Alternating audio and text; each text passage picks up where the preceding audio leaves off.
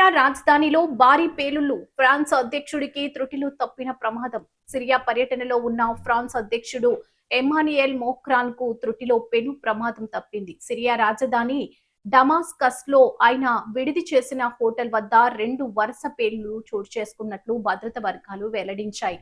అయితే ఈ పేలుళ్ల శబ్దాలు అధ్యక్షుడిగా వినబడలేదని ఫ్రెంచ్ దేశాధ్యక్షుడి అధికారిక నివాసం ఎలిసా ప్యాలెస్ స్పష్టం చేస్తుంది.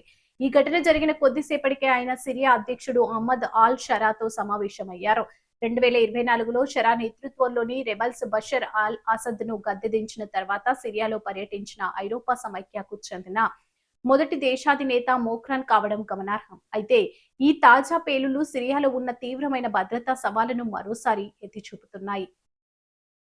రైటర్స్ కు చెందిన ఒక ప్రత్యేక సాక్షి సమీపంలో పేలుళ్లు విన్నానని, మంటలు ఎగిసిపడనని చూశానని, రహదారులను మూసివేసి భద్రతా చర్యలు చేపట్టాలని ఆ భద్రత వర్గం పేర్కొంది. అధ్యక్షుడి కాన్వాయ్ నుంచి పేలుళ్ల శబ్దం వినిపించలేదని, మోక్రాన్తో ఉన్న పత్రికా బృందంలోని రాయిటర్స్ విలేకరి కూడా ఆయన కార్యక్రమాల సమయంలో పేలుడు వినలేదని, ఎలాంటి గందరగోళాన్ని చూడలేదని ఎలీసా తెలిపింది.